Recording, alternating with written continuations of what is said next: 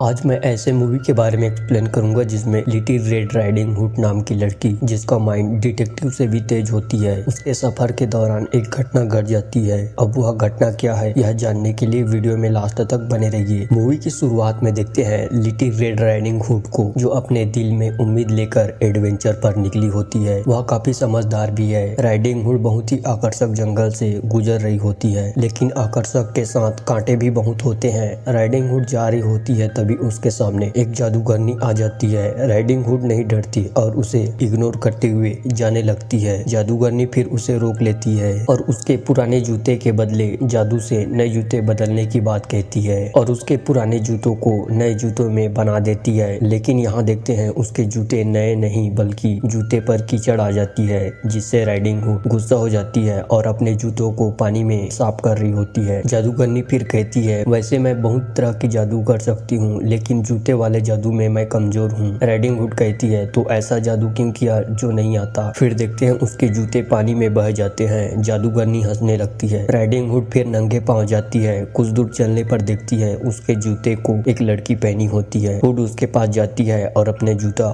मांग लेती है। लिटिल रेड राइडिंग हुड अपने बारे में बताती है। सिंड्रेला कहती है उसका प्यारा सा कबूतर मर गया। यह सुनकर हुड को अफसोस होता है। सिंड्रेला रो रही होती है। राइडिंग हुड उसके आंखों व कपड़ों को देख जान जाती है कि उसे कोई परेशान करता है, कोई अपना ही है, और तुम्हारे पास एक ही जोड़ी कपड़े हैं जिसे तुम्हारी बहन ने दिया है। सिंड्रेला बताती है, इस देश में खूबसूरती से बढ़कर कुछ नहीं है। इस देश में बदसूरत लड़कियों की कोई इज्जत अहमियत नहीं है और मैं भी अच्छी नहीं दिखती हूँ, जिससे मेरे सौतीली माँ और उसके दो बेटियां मुझसे काम करवाते और कोई भी अहमियत नहीं देते। सिंड्रेला कहती है कि वह भी उनके साथ राजमहल के डांस में जाना चाहती है, जहाँ राजकुमार एक सुंदर राजकुमारी चुनेगी। तीनों हंसने लगते हैं कि एक बदसूरत लड़की राजमहल जाएगी। राजमहल में भी बदसूरत और गंदे कपड़े वाली लड़कियां को जाने नहीं दिया जाता है। अपनी बेटी को खूबसूरत दिखने के लिए दुनिया के सबसे अच्छे हेयर ड्रेसर लाने की बात कहती है, जिसे सुन एन खुश हो जाती है। फिर देखते हैं मार्गो की खा रही केक गिर जाती है, जिसे देख सिंड्रेला की कबूतर उसको खाने लगती है। मार्गो उसे दूर हटाने की कोशिश करता है, लेकिन कबूतर पीछे नहीं हटता। मार्गो फिर गुस्सा हो जाती है कि एक बदसूरत कबूतर उसके केक को खा रही है और उसे मार देती है, जिससे सिंड्रेला उदास होती है। हुड फिर महल पर चलने के लिए कहती है, जिस पर सिंड्रेला कहती है, मेरी इस गंदे कपड़े को देखकर महल के अंदर जाने ही नहीं देंगे और मेरे बहन मार्गो ने मेरे जूते फेंक दिए हैं। उसके पैरों में भी जख्म होते हैं। तभी जादूगरनी बारबरा वहाँ आ जाती है।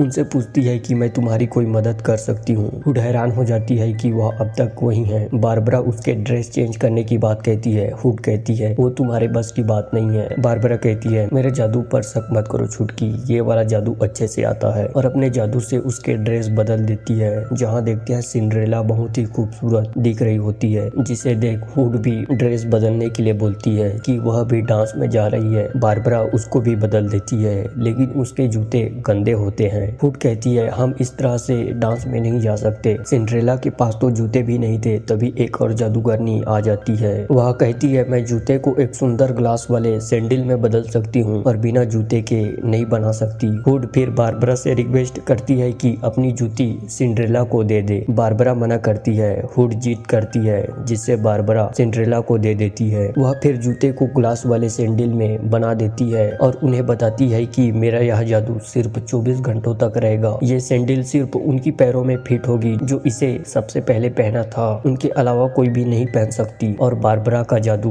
12 घंटों तक ही रहेगा, तो संभल कर रहना। बारबरा फिर उनके महल तक जाने के लिए एक घोड़ा गाड़ी बना देती है। माउस फिर दोनों को महल तक ले जाता है। सिंड्रेला बहुत ही खुश होती है कि वह पहली बार इतनी अच्छी ड्रेस पहनी है और राजमहल जा रही है। तभी महल की बेल बजती है। सिंड्रेला कहती है कि वह महल की क्लॉक टावर है, हर घंटे बताता है कि वह कितने बजे है। अभी 6 बार बजी है, मतलब 6 बजे है। तभी अचानक देखते हैं घोड़े गाड़ी से टकराकर एक आदमी की मौत हो जाती है, जिसे देख तीनों काफी घबरा जाते हैं। सिंड्रेला बताती है कि वह हेयर ड्रेसर हांस है, जो दुनिया के सबसे अच्छे हेयर ड्रेसर थे। हुड उसे देख जान जाती है कि उसकी मौत पहले से हुई है। जूते में कीचड़ लगा है, इसका मतलब किसी ने खींचकर यहाँ तक लाया है, और फैसला करते हैं कि यदि हम अभी बता दिए तो हम पर तहकीकात होगी और हम डांस पर नहीं जा पाएंगे। सिंड्रेला खुद को दोष देने लगती है कि उसके डांस में जाने से ऐसा हुआ। हुड कहती है, इसमें तुम्हारी कोई गलती नहीं है, और उसकी लाश को पत्ते से ढककर चले जाते हैं। फिर देखते हैं वे महल पर पहुंच जाते हैं। पहरेदार उनकी खूबसूरती को देख उन्हें अंदर जाने देता है। वहीं एक बदसूरत लड़की जा रही होती है लेकिन उसे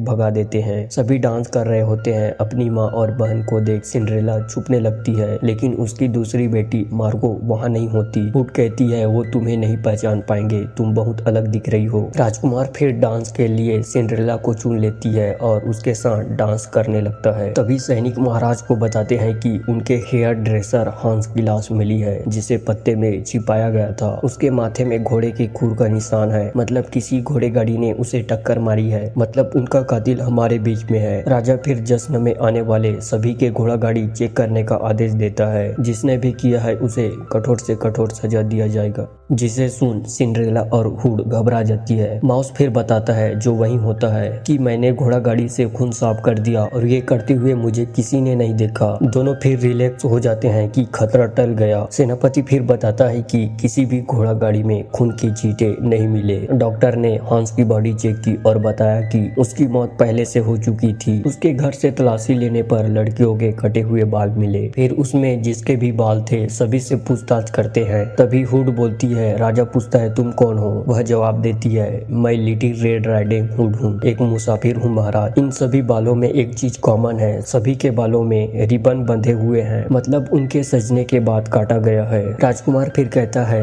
हांस खूबसूरत बालों वाली लड़की से जलते थे और सुना है जब उसे खूबसूरत बालों वाली लड़की मिलती तो उसके मर्जी के खिलाफ उसके बाल काट देते। हुड सिंड्रेला की बहन एन से पूछती है। वह बताती है कि जब राजकुमार से मिलने जा रही थी तब उनके रूम में राजकुमार और हांस के बीच जोर जोर से बहस चल रही थी। राजकुमार बहुत ज्यादा गुस्से में लग रहे थे। हुड पूछती है राजकुमार क्या यह सत्य है? राजकुमार बताता है यह सत्य है। हांस लगभग 2 बजे मेरे कमरे में आया था। उनके पास से एक बाल की चोटी देखी जिससे राजकुमार गुस्सा हो गया और सजा देने की बात कही। हांस कहता है मैं भी तुम्हारा एक राज जानता हूँ राजकुमार, इसलिए ज्यादा मत उड़ो। राजा कहता है तो वो तुम्हें ब्लैकमेल कर रहा था, तो तुम्हारी कौन सा राज जानता था? राजकुमार फिर माफी मांगता है कि 1 साल पहले जो आपका ताज टूटा था उसे मैंने ही तोड़ा था। राजा इसकी वजह पूछता है। राजकुमार कहता है तब मैं बहुत गुस्सा में था। आपको मेरी और रेमी का रिश्ता मंजूर नहीं था। रेमी जो उनके महल की नौकरानी थी जिसे राजकुमार प्यार करता था और उससे शादी भी करना चाहता था। रेमी भी उसे बहुत पसंद करती और फिर मैंने रेमी के बारे में आपसे बात की तो अचानक गायब हो गई। राजकुमार फिर गुस्से से कहता है रेमी इसलिए गायब हो गया क्योंकि आपको हमारा रिश्ता मंजूर नहीं था। राजा कहता है तुम्हें कोई गलत फहमी हुई है, हम तुम्हारे रिश्ते के खिलाफ नहीं थे, वो लड़की अपनी मर्जी से गायब हुई है। हुड फिर केस को आगे बढ़ाते हुए पूछती है राजकुमार उसके बाद क्या हुआ? राजकुमार बताता है उसने मुझे धमकी दिया और शाही आईना अपने घर भिजवाने के लिए कहा लेकिन मैंने नहीं दिया। राजा को फिर शक होता है कि उस राज को छुपाने के लिए राजकुमार ने हांस की हत्या किया है। राजकुमार कहता है उसमें कोई सच्चाई नहीं है। राजा पूछता है फिर डांस के प्रैक्टिस के समय तुम महल में क्यों नहीं थे? राजकुमार बताता है उस समय मैं शेयर पर गया था, मैं महल से बाहर निकलना चाहता था। हुड पूछती है किस समय शेयर पर गए थे? राजकुमार बताता है 1 और 3 बजे के बीच। सेनापति फिर कहता है यह वही समय है महाराज जब डॉक्टर के अनुसार हांस की हत्या की गई। हुड पूछती है शेयर के दौरान आपको कोई देखा? राजकुमार कहता है नहीं, जिस पहाड़ी में मैं शेयर करता हूँ वहाँ कोई नहीं रहता। सेनापति कहता है राजकुमार के पास हांस को मारने की वजह थी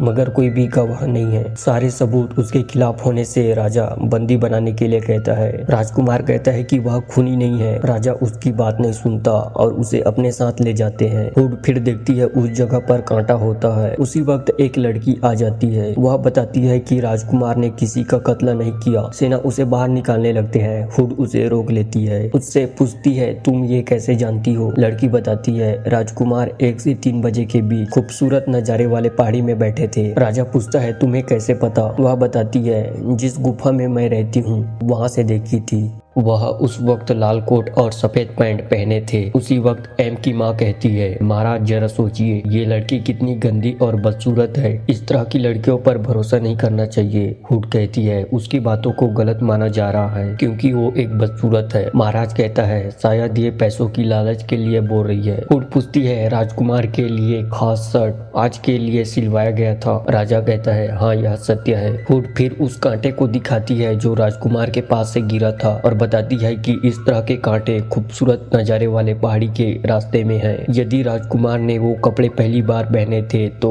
ये कांटा कहाँ से आया? इसका मतलब ये है कि राजकुमार उस पहाड़ी के पास गए थे और यही सच है। राजा फिर राजकुमार को छोड़ने का आदेश देता है। तभी बेल बजती है जिसे सुन दोनों भागने लगती हैं। उनके पास कुछ ही समय बचा होता है वापस नॉर्मल होने के लिए। राजकुमार उन्हें रोकने लगता है और उनके पीछे दौड़ते हुए जाता है। भागते वक्त सिंड्रेला के सैंडल गिर जाती है। वह जल्दी में होती है इसलिए घोड़े गाड़ी में बैठ जाती है। माउस फिर तेजी से घोड़ा गाड़ी भगाता है। राजकुमार उसके गिरे हुए सैंडल को अपने पास रख लेता है। 12 घंटे बीत जाते हैं, फिर दोनों पहले जैसे हो जाते हैं। घोड़ा गाड़ी भी गायब हो जाती है, लेकिन उनके सैंडल का जादू 12 घंटा बचा होता है। सिंड्रेला फिर उसे अपने घर ले जाती है। इधर राजकुमार उसके सैंडल को ही देख रहा होता है। सिंड्रेला और हुड सोए होते हैं, तभी हुड को आवाज सुनाई देती है। वह रोशनी लेकर बाहर देखने जाती है। जाते वक्त वह मार्गो से टकरा जाती है। हुड पूछती है तुम कौन हो? वह बताती है मैं मार्गो हूँ। हुड जान जाती है कि वह सिंड्रेला की दूसरी बहन है। मार्गो कहती है मेरी मदद करो, सैनिक पीछे पड़े हुए हैं। हुड पूछती है पर तुमने किया क्या है? मार्गो फिर बताती है कि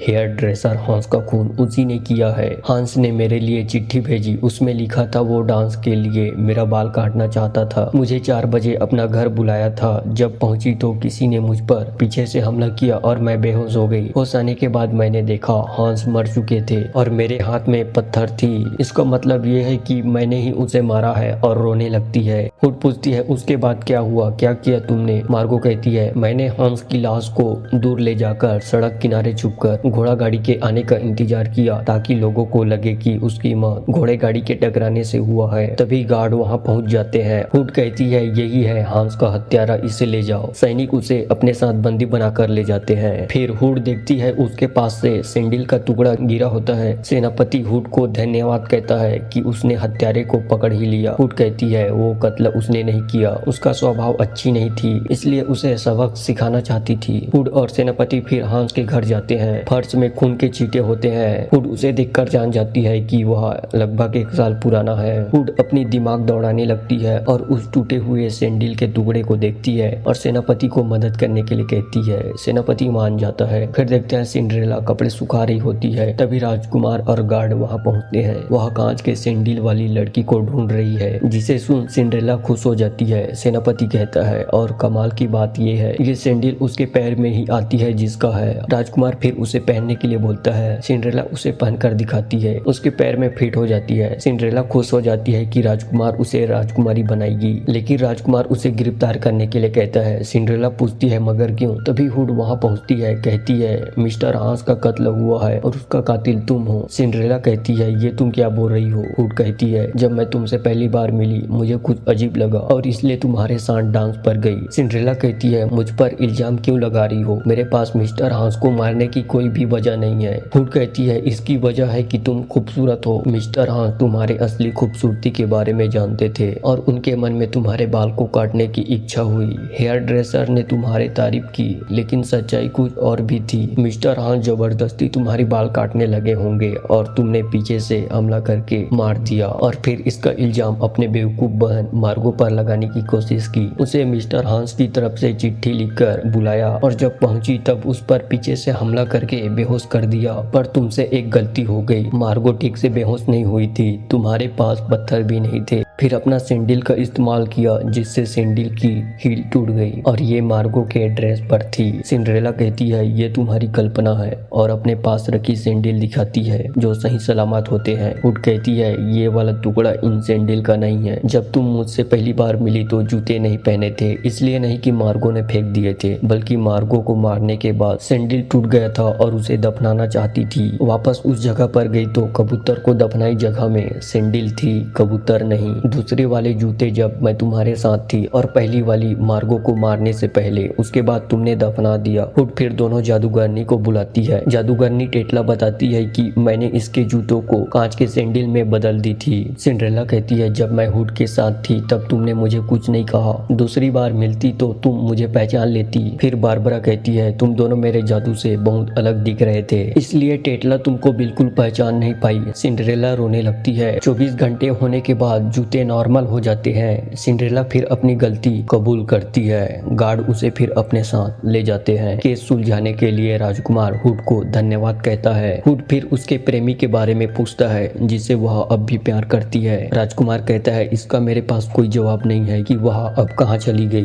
हुड फिर उसके प्रेमी रेमी के बारे में बताती है। 1 साल पहले जब रेमी गायब हुई थी उसकी वजह थी मिस्टर हांस। जब मैं उसके घर गई वहाँ खून के पुराने धब्बे दिखे। हांस बालों को जबरदस्ती काटने लगा। तब रेमी बचने की कोशिश की होगी जिससे उसके चेहरे पर बड़ा निशान पड़ गया और वह गायब हो गई। राजकुमार कहता है चेहरे पर निशान पड़ना गायब होने की वजह नहीं हो सकती। हुड कहती है उसकी वजह यह देश है। इस देश में खूबसूरती से बढ़कर कुछ नहीं है और ऐसे देश में राजकुमारी का खूबसूरत होना बहुत जरूरी है, इसलिए यहाँ से चली गई। रेमी को फिर उसके पास लाते हैं जिसे देख राजकुमार बहुत खुश हो जाता है। रेमी अब भी राजकुमार से बहुत प्यार करती थी। राजकुमार फिर उसे अपना जीवन साथी बना लेती है। कहानी के लास्ट में देखते हैं राजकुमार और रेमी उसे धन्यवाद कहते हैं कि उसकी वजह से दोनों एक हो गए। जासूस लिटिल रेड राइडिंग हुड फिर खुशी खुशी एक और एडवेंचर पर निकल जाती है। कहानी यहीं पर समाप्त हो जाती है।